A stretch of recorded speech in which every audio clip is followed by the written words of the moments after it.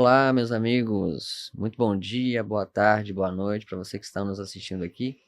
Nós estamos com mais um programa do HNcast, onde nós trazemos convidados, especialistas em diversas áreas do desenvolvimento humano, para trazer um conhecimento para vocês que pode ser útil no seu dia a dia e desmistificar muita coisa também, já que estamos falando com especialistas.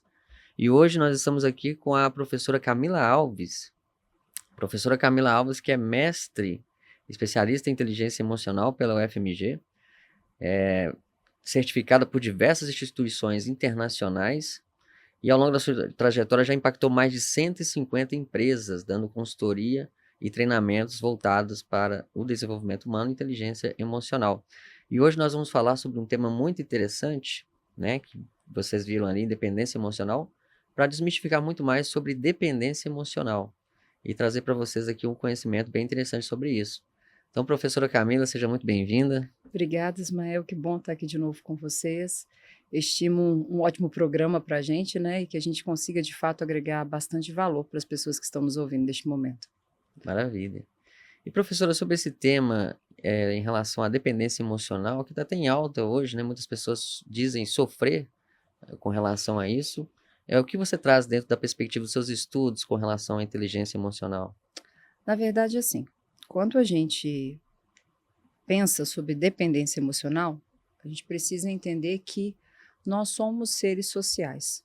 Naturalmente, desde a nossa infância, nós temos necessidades de interações e também de proteção, seja paterna, materna, enfim. Então, essas relações sociais, elas são importantes para o desenvolvimento da criança, do indivíduo. O que acontece muitas vezes é que essas relações desde a infância, essa construção, ela não é efetiva. Isso vai muito para uma linha mais psicológica, né? A subjetividade psicológica ali do sujeito. Aquilo ali não é efetivo. E aí acaba que, na fase adulta, esse indivíduo ainda pode ter uma carência, uma necessidade de aprovação, uma necessidade de aceitação, uma dependência de afeto.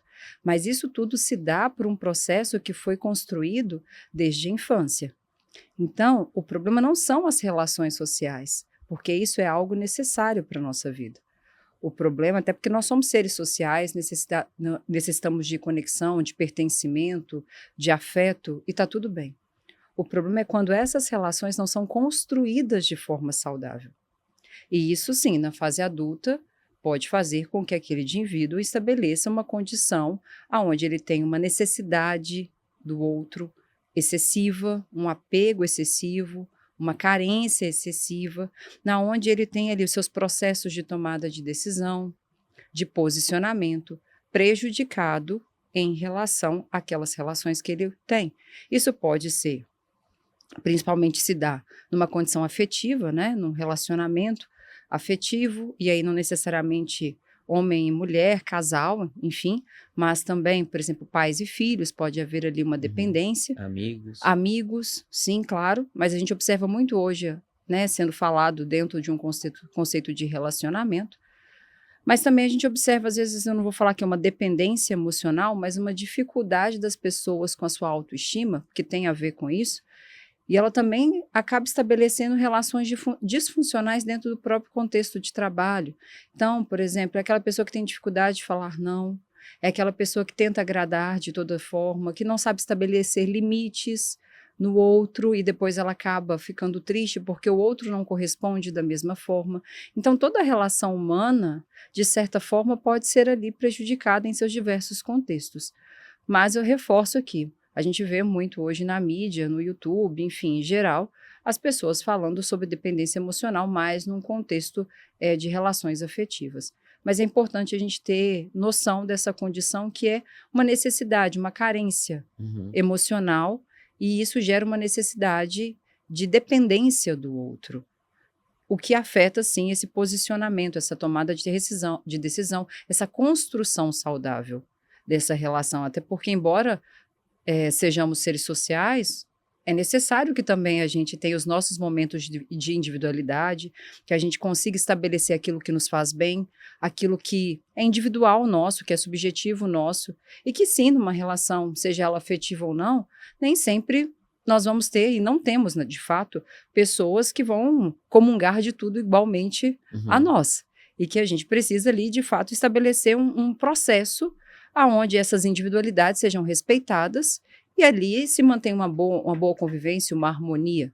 Não quer dizer que não vão ter atritos, mas não pode haver dependências. Ou seja, eu sou funcional, eu tenho autoestima, eu sei estabelecer os meus limites. Eu acho que esse é o ponto aí da dependência emocional, quando a gente vê. E até o termo independência emocional, às vezes até seja um trocadilho, né? Um conceito de eu não posso ser dependente daquela outra pessoa. Não quer dizer que eu sou totalmente livre, que eu não preciso da mesma. Mas também eu tenho que saber os limites nessa relação que ali se estabelece. Ah, muito bom. E pode ser confundido também, né? A dependência emocional com o apego emocional. Às vezes a pessoa começa a demonstrar um pouco mais de afeição e a própria pessoa pode confundir a relação dela com o outro, achar que está se sentindo dependente emocionalmente. Quais são os sintomas? Eu acho que quando a gente fala de dependência, nós estamos falando certamente de um apego. Uhum, Porque você ser apegado não quer dizer que você está amando a pessoa, não quer uhum, dizer que você está convivendo de forma harmônica, né? Não quer dizer que você vai ser totalmente desapegado, mas não quer dizer que também você precisa criar uma relação de apego de tal forma que aquilo ali te invalide. O que eu percebo, e aí eu reforço que esse é um assunto muito mais psicológico até, né? Que está envolvido alguns transtornos, inclusive, é uma condição. Não necessariamente é só um fator isolado.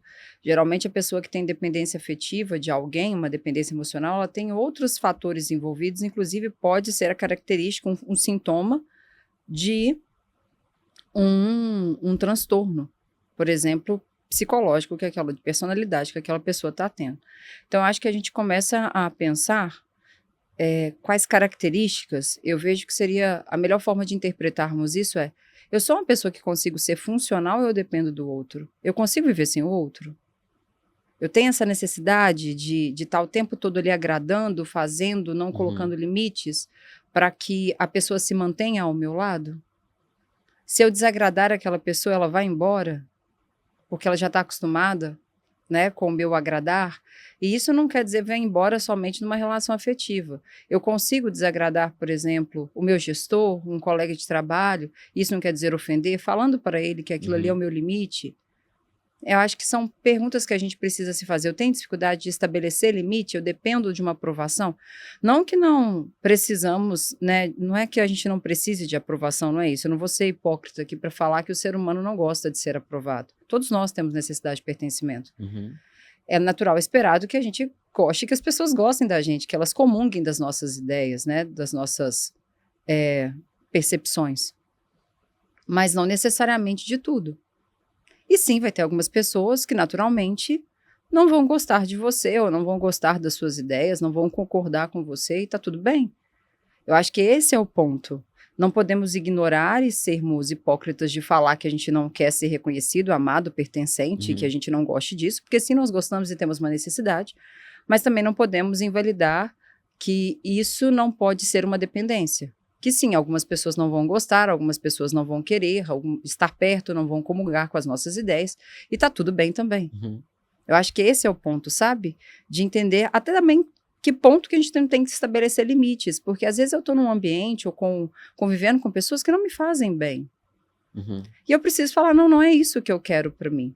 E vai doer, mas eu preciso entender que eu também tenho que olhar e perceber aquilo que me faz bem. Isso não é egoísmo. Isso é você saber também até preservar a sua saúde mental daquilo que te faz mal. Então, o estabelecimento de limites é um bom ponto para as pessoas começarem a pensar. Eu sei me posicionar, eu sei estabelecer limite, eu consigo me colocar em primeiro plano em alguns Uhum. momentos, sem que isso pode até me machucar, pode até ficar triste, mas eu consigo fazer esse movimento ou não.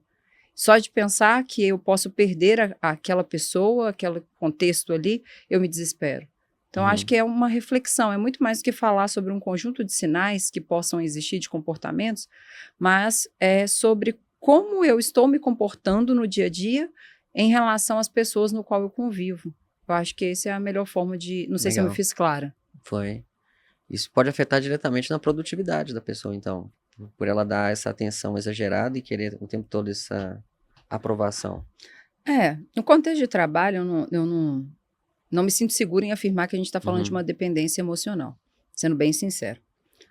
Mas eu vou te falar a minha percepção. No contexto de trabalho, eu vejo que as pessoas, de uma forma. Algumas pessoas têm uma dificuldade de estabelecer limites.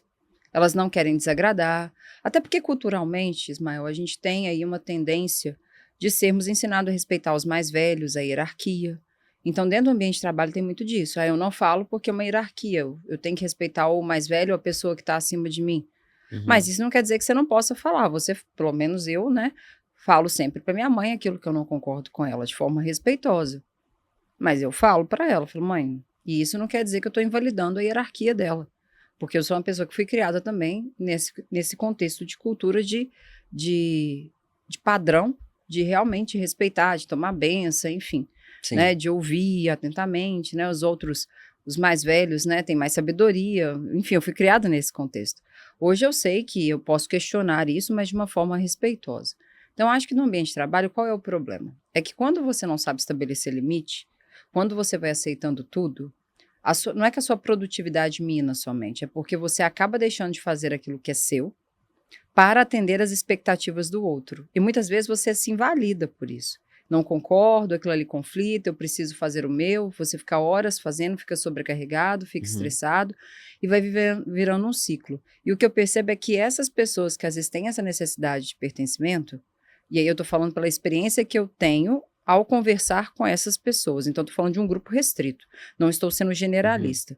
É uma percepção. Percepção que eu tenho é que, às vezes, elas têm tanto medo e têm tanta necessidade de pertencimento, de aceitação, que elas esperam, criam uma expectativa que o outro vai ter o mesmo comportamento com elas. E quando elas não têm a recíproca, elas acabam se frustrando e reclamando, então o outro fica ruim. Então não é só a produtividade, eu acho que impacta na gestão de tempo e na gestão de atividades que aquela pessoa tem que fazer e, consequentemente, sim, aquela pessoa vai sendo improdutiva porque ela vai acumulando funções, inclusive, que não são dela. legal, porque não vai, né, não aprendeu a dizer não O para as não, pessoas. o não é necessário, não com significado. As pessoas têm dificuldade de falar não. Eu já fui a pessoa que tinha dificuldade de falar não. Hoje eu acho o não libertador. Legal. E como, Libertador, não dá. como você exercitou essa habilidade? Terapia, Uhum, terapia. Saber que o fato de eu falar não para alguém não quer dizer que eu goste menos ou que essa pessoa vai gostar menos de mim. Quer sim, dizer apenas que eu tenho limites. Então a terapia foi, sabe, psicoterapia mesmo, foi decisiva para eu aprender, entender que o não é algo que precisa ser dito e pode ser dito e está tudo bem. muito Não é um bom. não sem significado. É um não de. Não quer dizer que eu não vou ajudar essa pessoa. Às vezes eu preciso falar não. No ambiente de trabalho acontece muito isso. Às vezes eu preciso falar não para o outro. Uhum, Deixar o outro fazer aquilo que é dele, os acordos que foram feitos, quebrar a cabeça. É importante. Esses acordos que foram feitos, aquela pessoa, ela aceitou. E ela precisa cumprir a parte dela. Se ela tem dificuldade, eu posso ajudá-la, eu posso orientá-la, eu posso apoiá-la, mas fazer por ela, eu estou invalidando inclusive o próprio crescimento daquela pessoa. Isso acontece dentro das relações de família, pai e filhos, mãe e filhos, os pais com os filhos. uhum, Se toda hora o seu filho pedir algo e você consentir, como que essa pessoa vai ser autossuficiente na vida? é. Como ela vai lidar com o Com não? o estresse do não, porque a vida, o mundo não vai parar para oferecer para aquela criança tudo que ela deseja. Verdade. Então, o não, ele é importante, inclusive, para o processo de criação. Não é um não que ofende, mas um não de explicar, com Uhum, significado. Eu tive uma gestora, uma das primeiras gestoras que eu tive na vida, e ela falava isso. Falou, gente, o não tem que ter dado com significado. O que é um não com significado? Explique o porquê. Né? Então, às vezes eu vejo pais e mães, e aí não é uma crítica, tá, gente? Por favor. Até porque não é esse o intuito aqui. Mas às vezes eu percebo falando assim, não, por que não? Explica para a criança, não, porque eu não tenho dinheiro. Ou não, até tenho dinheiro, mas fala que não tem, uhum, para invalidar aquele pedido. E talvez o melhor caminho, não sei, é uma opinião minha, é virar para aquela criança e falar com ela, olha, não, porque você já tem isso e você não precisa disso. O fato de querer não é uma necessidade. Você já vai educando também a criança para ter uma consciência sobre a questão de valor, de sim. necessidade e de não transferir, de não transferência. Porque essas questões emocionais também, igual a gente estava falando antes de iniciarmos o programa, afeta muito a questão financeira, a relação que as pessoas têm com o dinheiro. Sem dúvida. Porque elas acabam transferindo também para o dinheiro, né, para os bens materiais, para as compras, para essa necessidade de aceitação. Então, se eu for uma pessoa que tiver mais recurso financeiro, vão me aceitar mais. E não necessariamente, porque o problema é que essa pessoa nem ela se aceita. Então, ela tenta mascarar uma dor emocional. Então, eu vejo que... E acaba se endividando, comprando aquele carro novo, aquele casa super... Exato. Se eu tiver um carrão, as pessoas vão gostar mais de mim. Aí não sabe nem como vai fazer a prestação do carro. A pessoa, sabe, se eu vestir tal roupa de marca, e aí, por favor, pessoal, não estou recriminando ninguém pelas suas escolhas. Mas eu acho que um grande gap é as pessoas não conseguirem pensar de longo prazo, sabe? Nesse sentido de, se eu fizer isso, eu posso até ter um retorno imediato agora, mas e a longo prazo? Como isso vai me prejudicar? Porque na tentativa de se encaixar a padrões, ela acaba se invalidando. Pode ser que não se sustentem. Não vai sustentar, prazo, não vai sustentar. Isso pode, inclusive, levar a um sofrimento mental depois, adoecimento mental, enfim. Eu acho que quando a gente fala de não saber lidar com as emoções, essa imaturidade ao lidar com o processo emocional, a gente precisa entender toda essa história do indivíduo, essas relações que foram estabelecidas, como ele se sentiu amado, cuidado, pertencido, seguro, e como isso hoje, na fase adulta, afeta toda uma dinâmica de vida, todas as disciplinas da vida desse indivíduo. E é por isso que é tão importante terapia. Porque é na terapia que essa pessoa vai conseguir entender, se ouvir, sabe, trazer à tona questões que talvez no dia a dia passam despercebidas. Ela precisa de um momento onde ela vai ter um espaço de fala e vai ser questionada sobre aquilo. Para poder refletir. Para poder refletir. Não é conselho. Ela vai ter que refletir sobre os processos dela. Então, isso é um ponto de vista importante. E aí, quando você me perguntou do não, por isso que eu sou tão fã de terapia. Porque eu acho que realmente, quando bem feita, bem estruturada, você consegue entender toda uma dinâmica que permeia aí a sua construção e subjetividade enquanto indivíduo. Maravilha. Pessoal, façam terapia. Agende a sua aí. Tem que ter um objetivo, né? Sim. Claro. Mas é importante que tenhamos. E claro, às vezes, né, terapia não é para sempre. Mas é importante que as pessoas que tenham essas características, que tenham esses padrões, esses conjuntos de comportamento, que tenham consciência de que precisam de ajuda. Porque o problema disso tudo é onde elas se metem. Que aí entra em relações abusivas, pode entrar em violência, está num ambiente de trabalho onde ela sofre assédio e não consegue... Ela pode ser emocionalmente manipulada com mais facilidade. Pode, com certeza. Ela cria uma relação ali onde o ambiente, eu não gosto da palavra tóxico, mas é insalubre para ela e vai adoecer. Por isso que é importante, tem esses tipos de comportamento, deixa eu dar um pouquinho de atenção para isso e buscar uma ajuda especialista, para que uma ajuda específica, um especialista para que eu possa me tratar, me cuidar, enfim, né, entender os meus mecanismos. Até para ela identificar onde que estão essas toxinas, né? Eu acho que ela tem que entender onde estão os gaps, aonde foram, o que aconteceu lá atrás que fez com que essa pessoa tivesse esse padrão de comportamento. Que é um padrão, é um conjunto de comportamentos específicos. Então, ela precisa entender o que causa esses comportamentos para que ela reverta essa situação. E não é fácil fazer isso.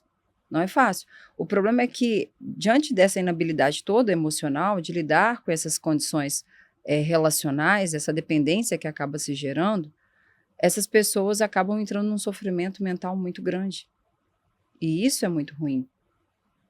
É algo que pode ser evitado, só que a gente tem que começar a observar. E é nos pequenos detalhes que a gente vai observando isso no dia a dia. Maravilha. E isso aí também serve para muito para os líderes, né, das organizações, das empresas, porque ele pode inspirar confiança, né, em tomando suas próprias decisões, ou pode acabar se perdendo por querer buscar a aprovação da equipe o tempo todo. Eu acho que tem 2 pontos importantes quando a gente se fala de liderança. Especificamente agora no contexto de trabalho, eu vejo assim. A liderança, ela precisa ter clareza que ela não está gerando favoritismos, conflitos de interesse ali. Se ele é um líder que ele consente com tudo, nós temos um problema. Porque daqui a pouco essa equipe está disfuncional, ele não consegue estabelecer limites. Nós temos líderes que têm muita dificuldade de fazer gestão de conflitos. Hum. E isso é um problema. Acaba misturando. Não é, às vezes nem misturando, ela não faz a gestão de conflitos porque não quer desagradar ninguém. Ah, entendi. E quando você faz uma gestão de conflitos, em alguns momentos você vai ter que trazer à tona coisas que vão deixar o outro numa zona de desconforto, numa posição desconfortável. Isso não quer dizer que você vai desrespeitar essa pessoa, mas quer dizer que alguns assuntos precisam ser colocados em cima da mesa. E eu vejo que muitos líderes têm dificuldade em fazer essa gestão de conflitos, em dar um feedback mais estruturado, em falar com mais transparência, exatamente porque ele não quer ser reprovado pelo seu time. Ele tem medo dessa reprovação. Claro que tem outros casos, tá? As pessoas não querem fazer para não desmotivar, porque é muito relativo isso, desengajar, enfim, eu não estou pegando que todos os casos sendo generalista. Mas em alguns casos, sim, o motivo é esse. Essa pessoa, ela tem uma necessidade de aceitação pela equipe. Logo, ela tem uma tendência a não querer desagradar. Agora, a gente também tem um problema, igual você está falando, de um líder que não tem este problema de, por exemplo, dependência da equipe, mas que percebe que tem pessoas dentro da equipe dele com esse comportamento e ele também não consegue ajudar. Claro que é uma coisa muito individual, mas quando você vê que uma pessoa não consegue estabelecer limites dentro da sua equipe, que ela está sendo sufocada porque, literalmente, ela acaba não sabendo falar não, precisa se estabelecer um diálogo, mostrando para essa pessoa que ela precisa, sim, estabelecer um limite e que está tudo bem.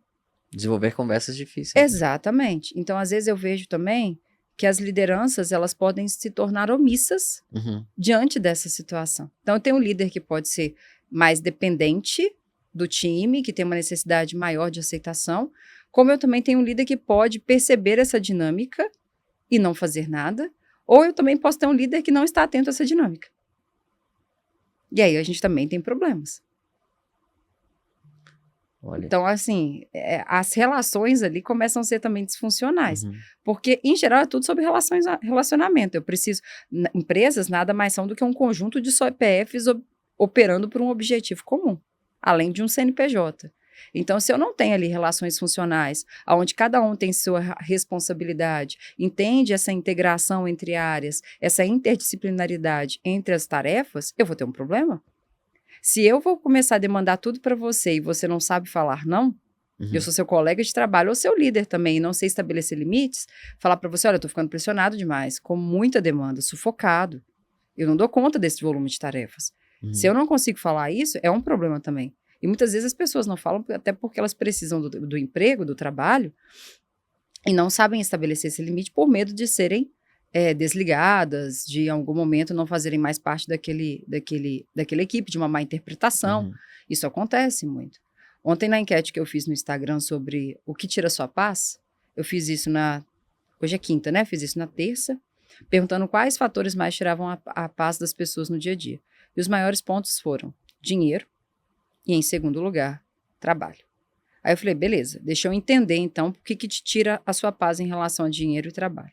Dinheiro foi realmente dívida, contas altas ou uma incerteza sobre o futuro.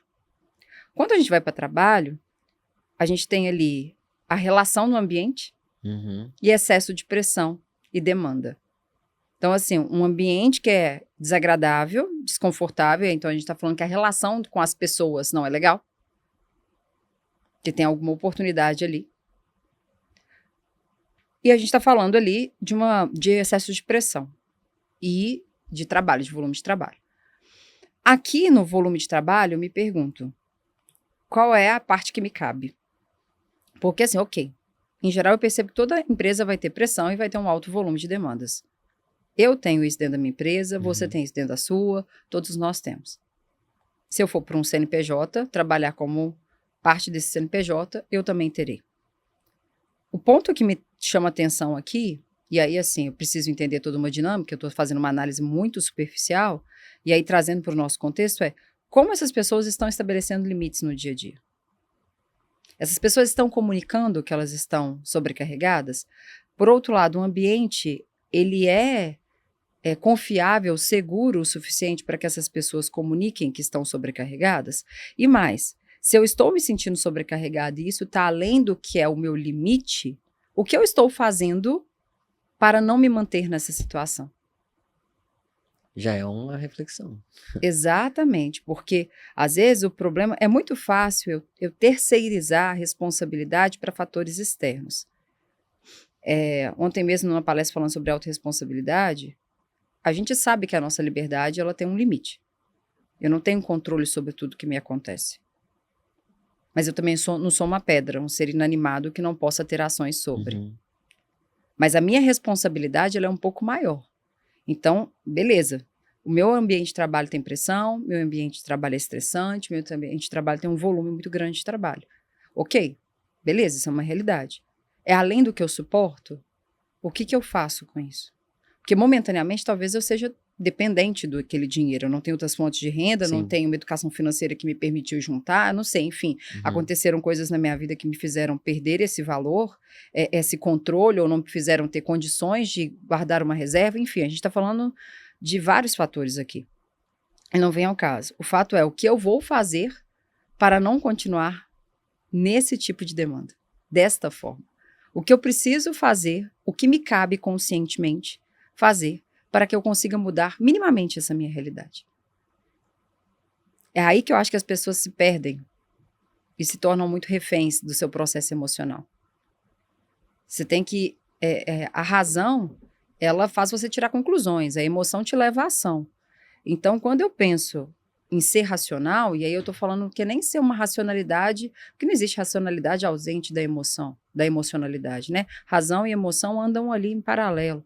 Eu falo que as pessoas precisam minimamente tomarem decisões razoáveis. Uhum. O que é o razoável? É o que é factível na realidade. Hoje eu preciso desse emprego, mas eu posso daqui a 2, 3 meses me organizar para não precisar mais e mudar. Então isso é uma decisão razoável. Eu não vou conseguir mudar agora, mas o que eu preciso fazer para mudar daqui a um tempo? É fácil? Não. Mas quando eu tenho uma clareza a mais sobre os meus processos emocionais, sobre como eu me vejo, até autoconhecimento mesmo, essas decisões ficam mais fáceis de serem ponderadas.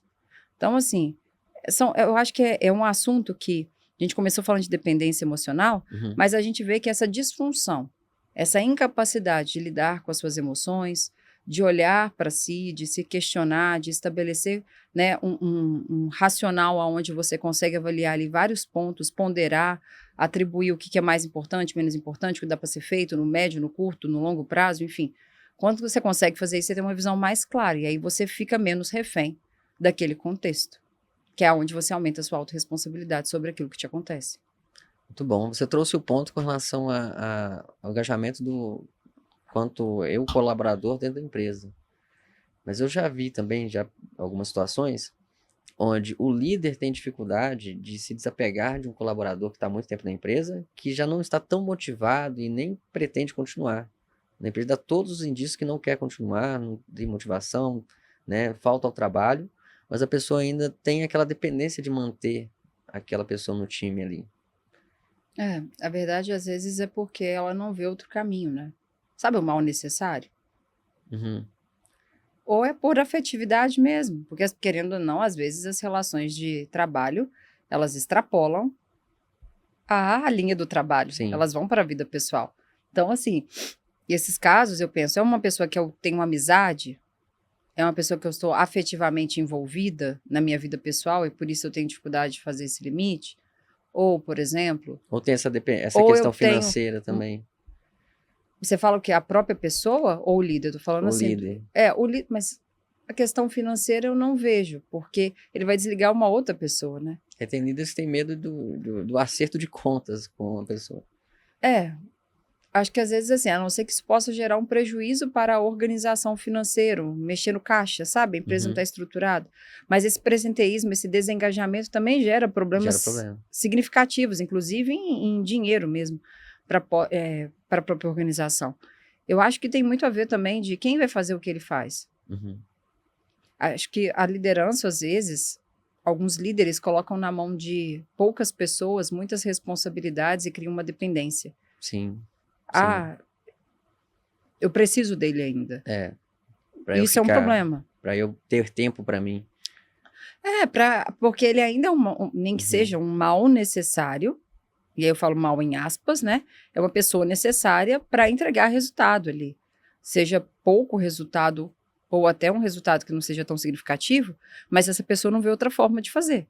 E aí a gente tem um problema, Sim. porque, na verdade, se aquela pessoa não atende mais, está desengajada e todas as conversas estabelecidas já não surtiram efeito, talvez a gente precise desfazer essa relação de trabalho. E sim, tem pessoas que têm receio de demitir, às vezes vai olhar e falar, mas essa pessoa precisa do trabalho, por isso que ela não pediu demissão. Uhum. Aí fica, aí assim, são N fatores. O problema é que tá jogando poeira para debaixo do tapete, o problema não está sendo resolvido e uma hora a casa cai. Sim. Então, assim, a pergunta que tem que se fazer é, se aquela pessoa não atende mais as expectativas do negócio, o que eu preciso fazer nesse período? Então, por exemplo, eu preciso ainda dela? Ok, o que eu vou fazer para não precisar mais? Porque a relação de trabalho é uma relação de negócios. Eu ofereço o meu trabalho e, em troca disso, você me paga por ele. Não é uma relação de amizade. Uhum. Se eu não estou entregando, a gente tem acordo, uma relação de acordos. Você acordou comigo que me pagaria X e eu aceitei isso para a entrega de Y resultados, de X resultados. Se eu não estou entregando, está errado. Se você também não me pagar o que é justo, o que foi acordado, também está errado. Então, essa é que é a reflexão que tem que fazer. Uhum. Eu tenho que entregar aquilo que foi o combinado. Combinado não sai caro. E ambas as partes têm que cumprir o combinado. Muito bom. Eu acho que esse é o ponto. Eu acho que é assim que a gente deveria ver as relações de trabalho. Isso não quer dizer que eu não vou ser humana, que eu não vou pensar em pessoas. Mas quer dizer que são combinados, são acordos. Né? Liderança é muito sobre gerenciar acordos. Quais acordos nós estabelecemos e que nós precisamos cumprir. E se eu, liderado, não cumpro, ou se você, que é meu líder, também não cumpre, isso pode quebrar uma relação de confiança. Ainda pode contagiar os outros colaboradores. Exatamente, se algo não for feito. Então, a gente precisa repensar. A gente cria uma imagem negativa. A liderança, quando não cumpre um acordo, é um problema. Porque ela quebra a imagem dela. Mas também, de certa forma, você entende que tem aspectos emocionais aí Sim. por trás envolvidos para que aquela pessoa não consiga tomar uma decisão? E sim, já às vezes é difícil mesmo tomar decisões. Né? Uhum. Porque, por exemplo, você vai desligar alguém que você sabe que precisa do trabalho, Sim. mas, por outro lado, aquela pessoa também não está fazendo a parte É o dela. que você falou, essa questão emocional é importante de ser emocional e racional ao mesmo tempo, para você também não parecer ser frio e ver o outro como alguém indiferente também, né? É porque no final Demonstrar das empatia. contas, a gente não é eu particularmente penso assim, eu, Camila, minha opinião. Nós não somos nem racionais e nem emocionais, nós somos seres humanos. Uhum. É praticamente impossível tomar uma decisão totalmente racional, ou eu também não vou tomar uma emoção 100%, uma decisão 100% emocional. Uhum. Às vezes acontece, Sim. mas minimamente. Tem um Por isso que mínimo ali. eu falo que é importante termos decisões, literalmente, que são razoáveis, que são factíveis, que condizem com uma realidade, porque elas são mais fáceis de serem administradas Sim. e até duráveis. Então, por exemplo, a pessoa não me entrega, mas ela precisa do trabalho. Qual é o primeiro passo? Diálogo, conversa. Não resolveu, aquela pessoa não consegue, daqui a pouco eu vou tomar uma decisão. Qual é a decisão razoável? Não é que eu não quero ajudar, mas eu também não consigo ajudar quem não me ajuda. Uhum. Então, infelizmente, eu tenho que tomar uma decisão que, por mais que me doa, ela é necessária. E eu não estou prejudicando, porque eu tentei ajudar, só que a outra pessoa não fez a parte dela. É o Sim. acordo que foi quebrado. Muito bom. Um skill que eu identifiquei que você falou aí que é importante é o pensamento de longo prazo. Eu acho que nós seres humanos, que conseguirmos pensar de longo prazo, vamos sair na frente. Maravilha. Aí ficou uma frase interessante pro final. É porque a gente é muito imediatista, né, Ismael? Tende a ser. Totalmente, o tempo todo. A gente quer prazeres rápidos, recompensas rápidas. E às vezes, por exemplo, conseguir o corpo dos sonhos Uhum. é a longo prazo. Sim. Saúde. Pode até ser no curto prazo, mas aí já não vai viver no longo prazo. Exatamente, porque aí tem assim, né, alguns fatores aí. Eu tô falando de forma saudável. Uhum. Se você, né, quer obter, sabe, ganhar, não falo nem só riqueza, fortuna. Porque é aquilo que ninguém vê. Você precisa de investimento. Investimento precisa de longo prazo. Sim. Não é tacando pedra na lua, porque a gente tentando acertar. É um relacionamento. Ele é construído no longo prazo. Sim. No dia a dia, nas coisas pequenas.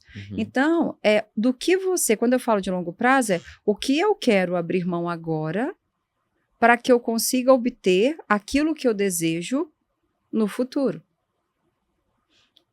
É muito difícil fazer isso. Eu falo porque todos os dias eu luto contra isso. Eu, às vezes, quero uma coisa imediata e aí a minha cabeça vai, não, peraí, Camila, isso vai impactar no seu longo prazo.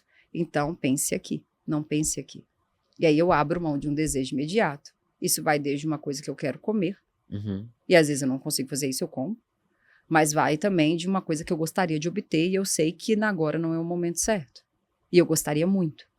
Ou uma decisão que eu tenho que adiar para esperar as coisas acontecerem. Então, assim, eu acho que saber condicionar pensamentos e comportamentos, que é o pensamento gera um comportamento afeta um pensamento e uma emoção, enfim, a gente tem emoção, pensamento e comportamento estão interligados. Se você consegue condicionar um comportamento que vá te levar a obtenções de longo prazo, que o ganho no longo prazo é muito maior do que agora, isso é maravilhoso. Isso vale para fechar aqui para a nossa saúde, né? A gente tem um conceito de health span, de viver mais e melhor.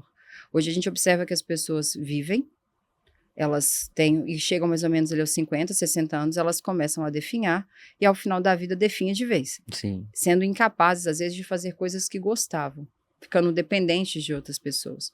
O conceito de health span vai de você até certa fase da vida, ou por exemplo, 50, 60 anos, você está com uma condição de saúde que é até melhor do que quando você tinha 45. E quando você declina, você vai declinar de uma vez, ou seja, morrer rápido. Não vai ficar ali sofrendo. Só que isso, para que você obtenha isso, você tem um conjunto de coisas que você precisa fazer. Atividade física, cuidar de saúde mental, regular a alimentação, ser uma pessoa ativa, né? Sono, atividade física. Não estou nem falando de exercício, estou falando de ser uma pessoa ativa. De fato, tem um conjunto de coisas que você precisa entender na sua individualidade, nas suas questões. A maioria das pessoas não pensam nisso. Pensar numa atividade, num exercício físico, no cuidado com a saúde para o curto prazo, porque eu tenho um padrão estético, eu não invalido isso, é um direito da pessoa. E é legal, porque tem a ver com a autoestima dela. Mas é muito mais importante você pensar nisso tudo e em como isso vai impactar no final da minha vida. Maravilha. E é essa que é a ideia do longo prazo. Maravilha. Pessoal, falamos aqui com a professora especialista em inteligência emocional, mestre pela UFMG, professora Camila Alves. Espero que vocês tenham gostado e logo, logo nós teremos mais conteúdo aqui para vocês. Muito obrigado, Eu Camila. que agradeço. Obrigada, viu, Ismael, pelo convite mais uma vez. Obrigado. Um prazer estar com você. Muito bom, pessoal. Um abraço a todos aí e até a próxima. Obrigada, pessoal. Até.